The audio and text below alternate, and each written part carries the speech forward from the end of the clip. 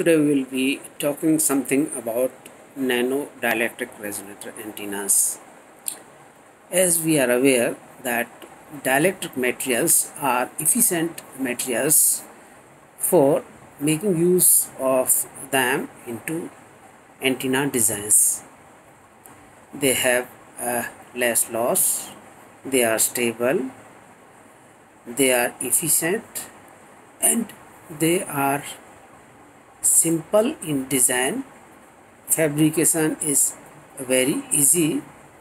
Because of those reasons, they could replace metallic antennas. Also at higher frequencies, because of skin effect, these metallic antennas becomes unsuitable because of heavy losses they offered.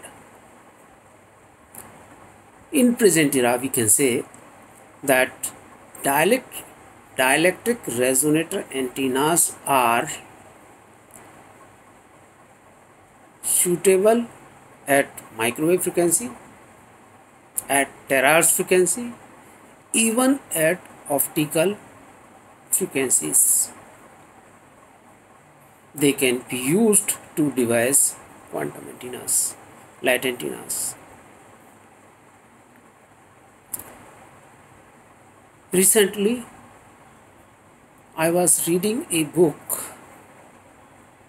on retinal prosthesis. It was published in Springer. So there different classifications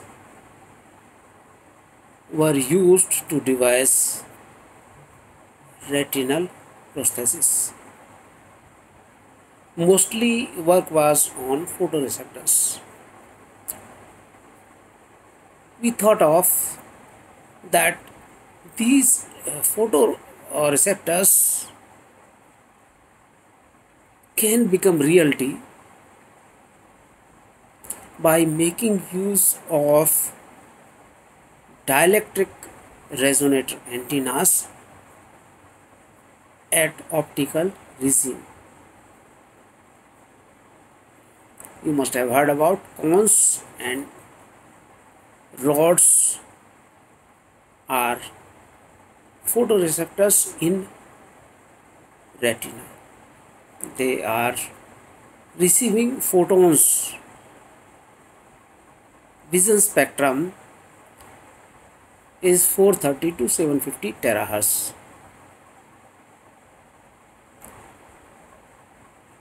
If we make use of these nano DRA at vision spectrum, that will become a biomedical application for devising artificial photoreceptors, and which will be able to receive photons directly.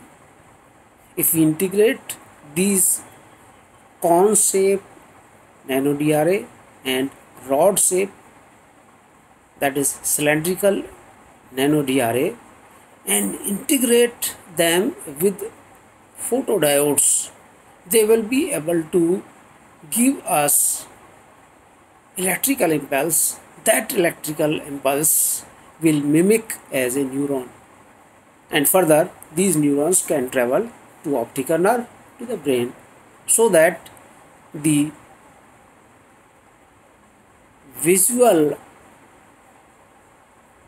are captured by those persons whose photoreceptors are aged or not functional. So there is a tremendous application of nano DRAs as implant, cones and rods photoreceptors. In our recently published book Nano DRA for 5G applications, published by CRC Press, Taylor and Francis, may be out by 5th of this June. There is a one chapter on this retinal prosthesis. There we have narrated how we can make use of our nano DRAs in retinal prosthesis. Now let us differentiate between the DRA which is already existing and nano DRA which is yet to be devised as a hardware. We have seen that nowadays fab labs are available which can devise nano DRAs at a scale of nanometer.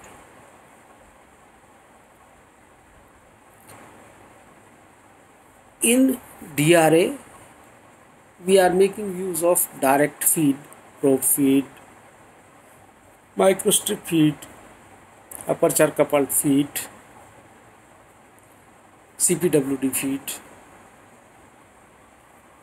as direct feed to the DRA. In nano DRA, we are not making use of a direct feed, but in place of that, we are making use of nano silver waveguide, which is inserted into substrate, and it acts as a proximity feed to the DRA. There we are giving electrical input directly, but here in nano DRA, we are not giving electrical input, but in place of that, we are making use of laser Gaussian beam as an input. So laser is input to nano DRA. This laser, when goes through nano waveguide into the substrate, a plasmonic resonance phenomena takes place. It's a clouds of photons. So this plasmon frequency will be used as a input to DRA, nano DRA, and then the light emission will take place. So here the difference in nano DRAs, input is also light and output is also light. The frequency in nano DRA is in the range of terahertz, or if we switch over to optical, somewhere higher end of terahertz.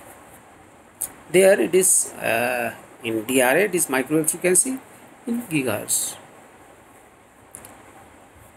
In nano DRA, we have high directivity, or we can say we are able to obtain super directivity.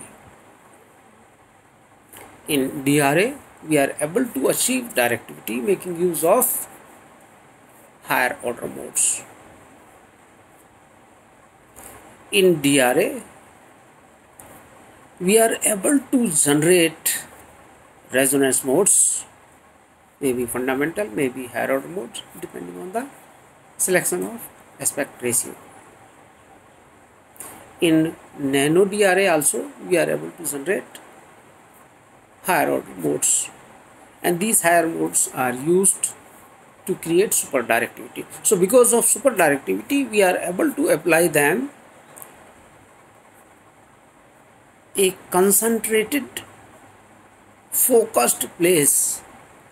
It means they can be best utilized for scanning, for imaging, point to point communication. That is why we make use